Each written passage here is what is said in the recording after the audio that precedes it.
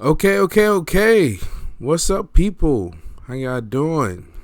I'm here, and I was on YouTube the other day, and I one of my favorite channels on YouTube, which relates to fighting games, is these guys called Core A Gaming, and man, they're like a video game documentary channel type thing.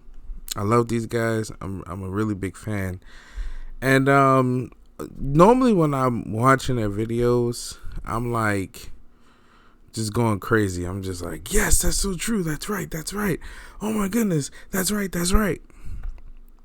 So today I wanted to do a video of, it's not really reaction, but it's just a video of me watching this, just to give you my thoughts on it. To really go into this, I guess this episode is about the Pakistan scene in Tekken, the Pakistani scene. If you don't know about the Pakistani scene, basically, when it comes to the world of fighting games in general, and especially Tekken, the most dominant ethnicity of people were Japanese, right? Like they were winning every tournament. This was for years, a long time ago. About a decade ago, this is when the fighting game community kind of rose back up from the grave thanks to Street Fighter 4. And that's when you see people who were already good but returning, like Daigo Mahara and Tokido, all these Japanese guys basically. And shortly after, mixed in, you had a lot of American players who were really popular, and they kind of fell off the scene, most of those guys. Then you had the Korean players. Now, the Korean players, and particularly in Tekken, or most notably in Tekken, they were killing it, man. These Korean players were like, man, there are so many good Korean players, and there's so many good Japanese players, and they're good American players, but the ones who were really killing it were the Korean players. They were taking over the scene in Tekken. They would come out of nowhere. They would kick everyone's butt. They would come to America. They would go wherever. One of the most famous names in Tekken is JDCR. He's a Korean player.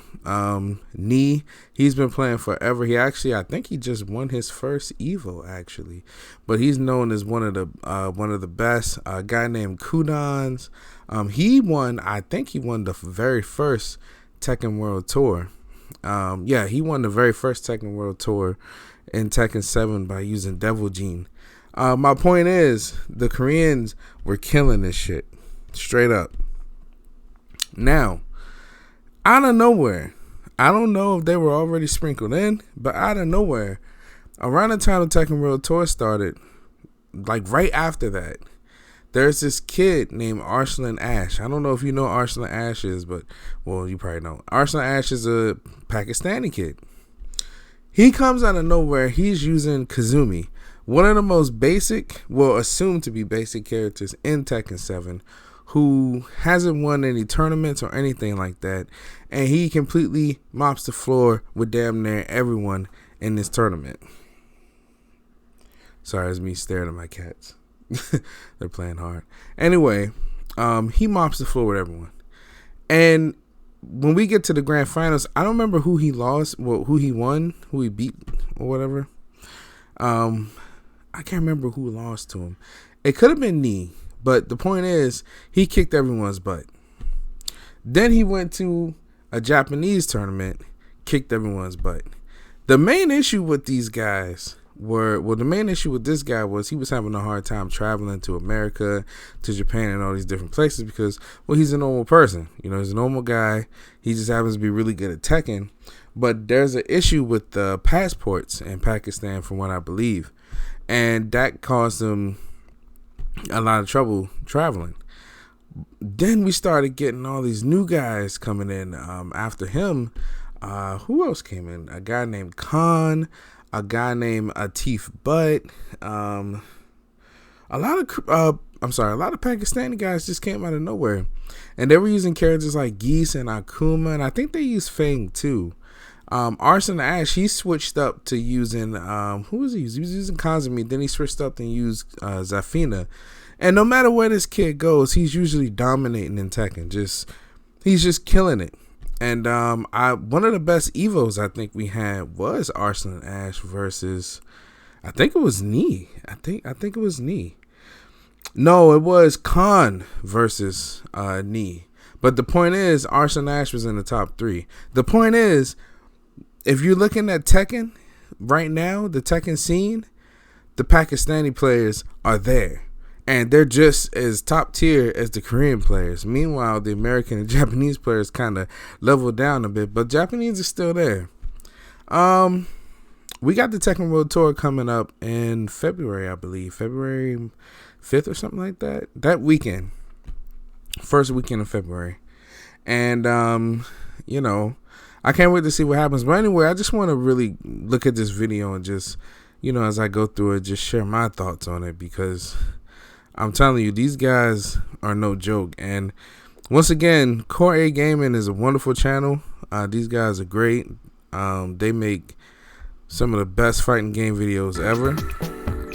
So let's get into it. In 2019, Pakistan surprised everyone when they proved they had some of the best Tekken players in the world. Facts. Arslan Ash won both Evos that year, earning himself a Red Bull sponsorship. Atif Butt and Always Honey would get first and second place respectively at Tokyo Tekken Masters, and Bilal would win the Ultra Stacked LCQ event at the TWT Finals. The running joke was that getting past visa issues was harder than winning the tournament itself.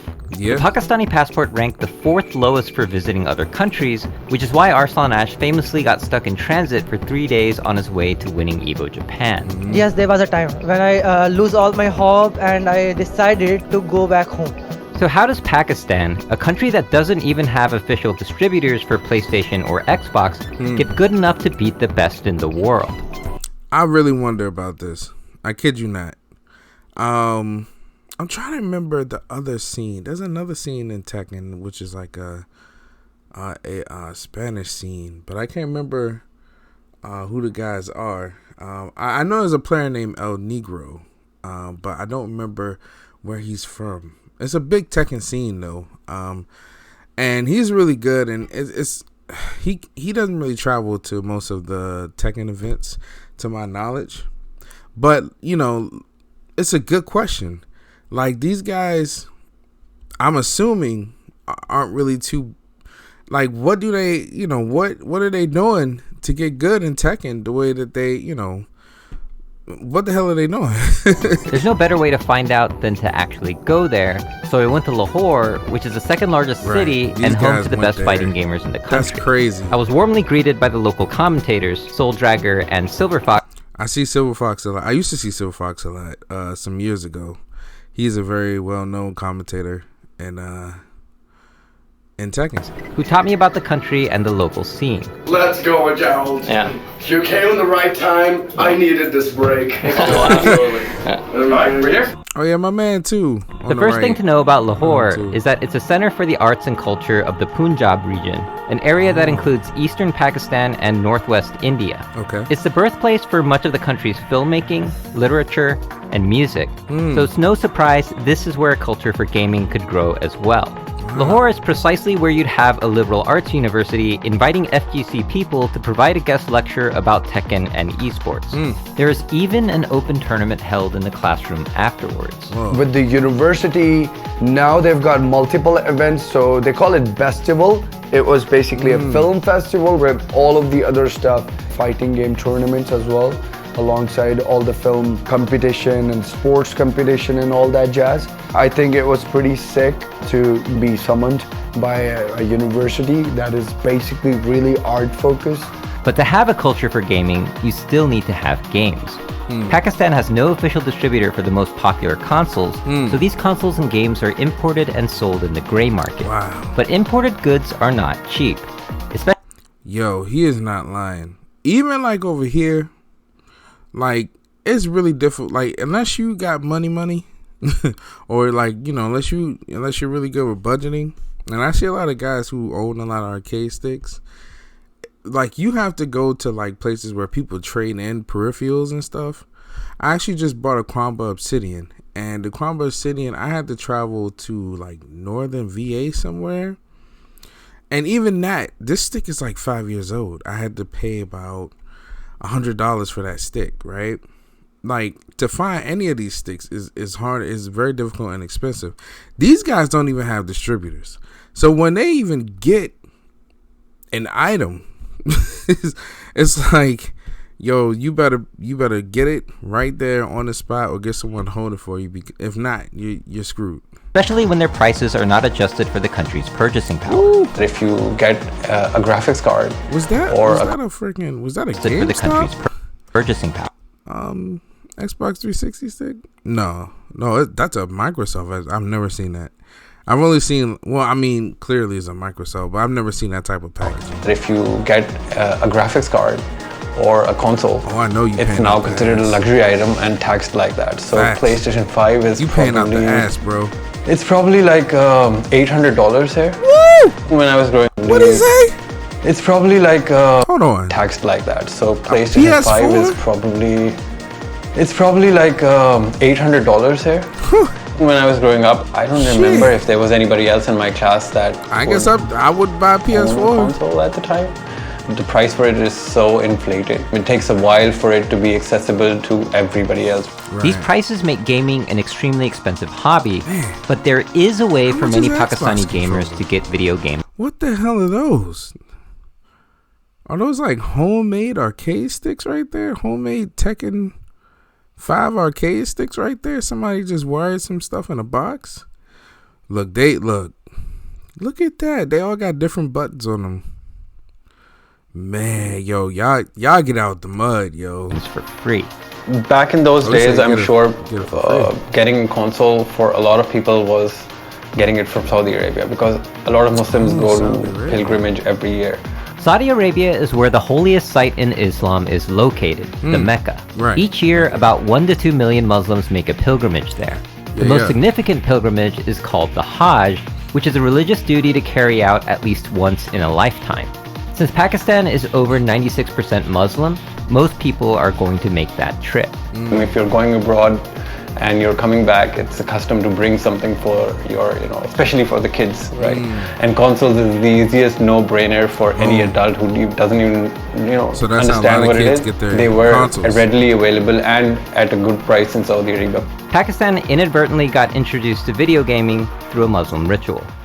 I'm Really? just going to pray Right. my Maghrib prayer. They go there. It's the fourth prayer of the day. We pray when the sun goes down. It's been a long time. I haven't prayed here, so let's go. Let's pray. Man. What do you want? Want a job that I don't hate. But the ones who still had no games at home did what everyone else in the world did. Go to the arcades. All right. So these cats got arcades over there, yo. I didn't know that. I mean, I would think that they would have some sort of arcade or something, but I'm gonna tell you, I know Tekken is a big deal everywhere, right? I don't even think Tekken is a big deal everywhere, but I don't know if it's that big in Japan. I know it's big in Japan, but I don't know if it's as big as it is collectively around the world. But I can tell you one game that is big around the world that pretty much eclipsed damn near everything else, and that's King of Fighters. But maybe that's a topic for another day. But they're walking to an arcade. That's what I thought I said. I figured we'd probably see a lot of King of Fighters stuff. Wow. This Man, is the y'all level up get it out gaming the hub, mud. an arcade which is mostly Tekken with a couple of KOF caps. See? There's a lot to soak in You're here. gonna see But the KOF. first thing that stood out was If it's that outside of America and outside of Japan, you gonna see King of Fighters, yo. You just like King of Fighters is super duper popular. this wall of electricity meters in plain sight, Damn. and these giant batteries on top of the cabinets. Whoa. Pakistan is a country that has historically faced a lot of power issues. There's not a lot of power to go around, which is why we often face blackouts, sometimes multiple times in a day. This summer, my schedule was 10:15 in the morning, 4:15 in the evening, and then like 9:15 at night. So that's 3 hours of power outages that I have to adapt into my schedule. That adds to the cost of setting up a system. So if I'm buying a PS or a PC and I want to play during power outages, I have to set up a UPS system, right? An uninterruptible power supply system. The next thing I noticed was that these machines Already knowing shit like this gonna make you better at Tekken. Cause you technical as fuck. You mad technical. You mad technical. Like you over here modding shit and adding little surge protectors and shit like that. You got to go through the struggle just to play. You gonna be good. We're not coin operated. You gotta be good. The cabinets were clearly just running console versions of the game, so I wondered how customers paid. I wasn't ready for the answer. That whole coin operated system still exists in a certain way. They introduced a sort of honor system. They play like first to 10 sets, first to 5 sets. They'd be keeping track of how many times they lost. And once everything was done, they'd report it back to the desk that this is how many games I lost. And as many games as they lost, that was the amount of coins. You know, if this is America, you know how many people would lie? They'd be like, nah, I won that. No, I won that. Nah, I won that. Virtual, imaginary coins that they have to pay. Even without a winner stays on coin-based system, they still maintain the arcade competitive spirit where each game is a mini money match. For the hardcore tournament players, there's even a bring your own controller area with smaller low lag monitors. Another thing I couldn't ignore was damn, they playing on like low lag monitors and laggy monitors and shit, boy. They really getting it out the mud. Claw grip. Look at that stick he got right there. What is that? What is that? That joint got 5 buttons on it. Yo. That many Pakistani players use to press buttons. The first time I saw this up close was when I filmed Arslan Ash practicing in Thailand. Why do Pakistanis play like this? Like accidentally used to press. I've noticed Arslan Ash, he plays like that. He like puts his hand up. And I'm gonna be honest with you, I do it. If I did it, it would be so that I don't hurt my wrist. And sometimes pressing those buttons like this is hard as hell, in my opinion. But yeah, I notice he plays like that. The buttons, So then I changed this script, and then I moved to this. Also, the thing is that if you can see, then I have some kind of dead skin on here, and also here I have dead skin. So I think this is the problem with me. So when I used to play like this, I couldn't play because this skin hurts me. Yeah, you irritate the skin. So then I adopted this crystal. After Arslan mentioned his wrists, I started to notice that the edge of some of these cabinets had rubbed off exactly where you would place your wrists. Boy, they playing hard, yo. Good God. They playing hard over here, yo. Also, the arcade buttons were spaced much further apart than the typical arcade layouts you see elsewhere. These wooden cabinets are unique because they were designed and built by the locals. Arcade वगैरह कुछ चीज़ cabinets वगैरह तो भेज नहीं सकता, तो हमने खुद अपनी मदद आपके तहत इसको डिज़ाइन किया और इसको बनाया और मार्केट में लेके आए। तो हमारे लड़कों के लिए ये भी एक नई चीज़ थी तब कि 2 साइड पे खेलना, और इससे एक तो गेम भी न्यूट्रल हो गई थी, कोई किसी के हाथ या बटन वगैरह नहीं देख सकता था। तो इससे लोगों को भी फ़ायदा हुआ, लोगों की प्रैक्टिस अच्छी हुई। तो हमने कोशिश की कि अच्छे से अच्छा मटेरियल लगाएं इसके ऊपर और इसको रनिंग में लेके आए। This guy, he really helped us make those cabinets. Yeah. The crash cabinets, and then we bought it from him, and then we put them in Manion's gaming house. He's pretty good at the woodwork and stuff. Yeah. So he's the founder of the Crash Body in Pakistan. Okay. Wow. This is the Itra shopping center where they build arcade cabinets and sell them. You can also find imported games and accessories here, but what caught my eye were all the scraps from old gaming machines. Because gaming equipment is expensive and scarce, repair becomes a necessity. These guys are like fighting game mechanics, yo.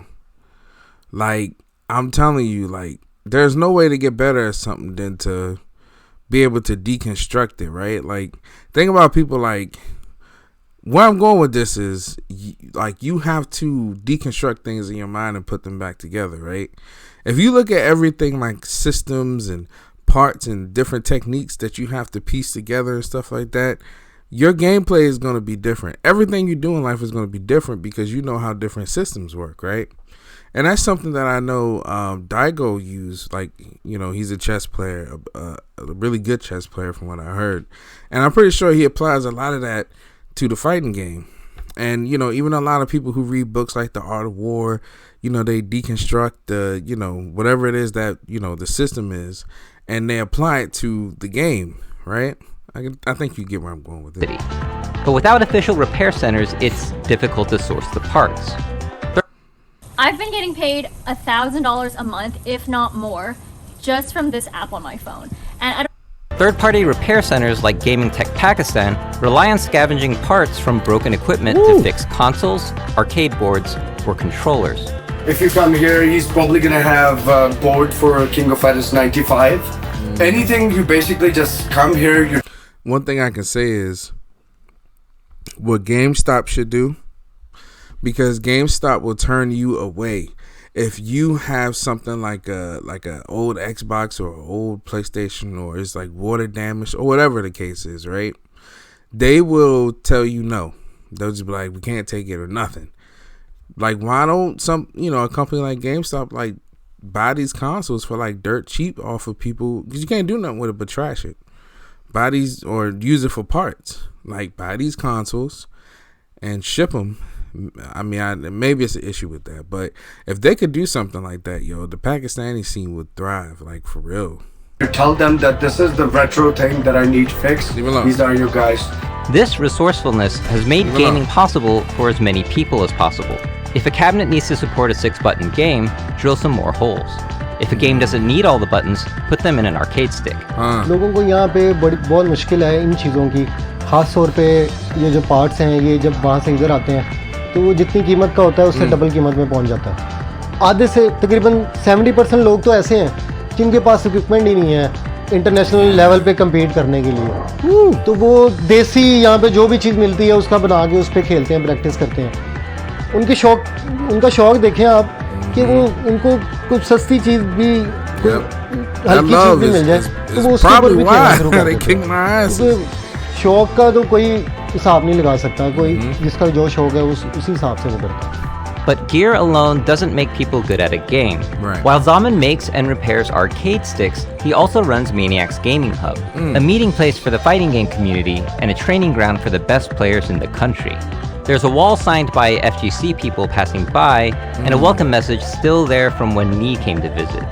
It's a place to practice, but also a place to hold tournaments and exhibitions. ये जो event है ये मैं एक league करवाई है ताकि लोगों को पता लगे कि ये 1 मंथ की लीग है, बैक टू बैक 3 इवेंट्स होंगे इस लीग में।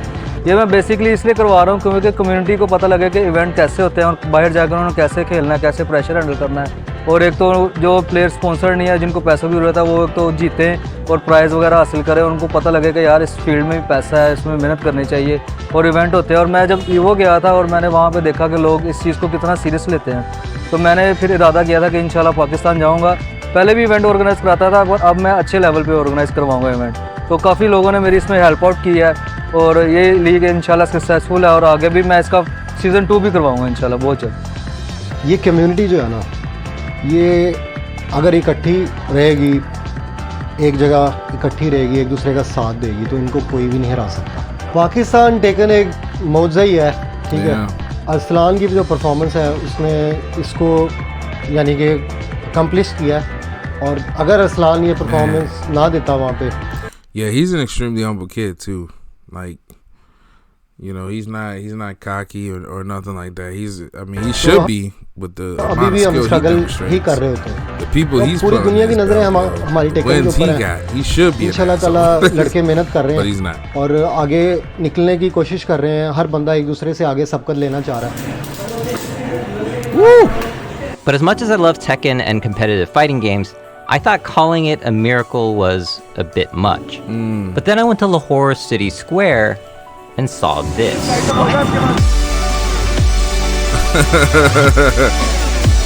Oh, there you go, baby. That boy is a superstar.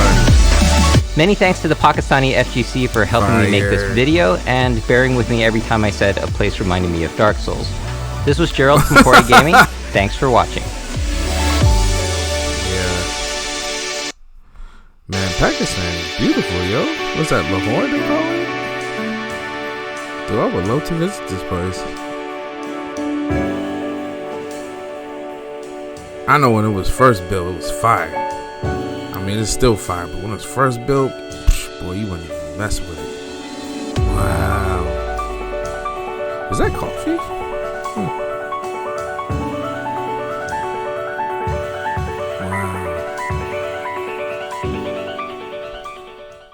Hey. The uncle is wearing that trick, man. Can you believe That's that? so fire.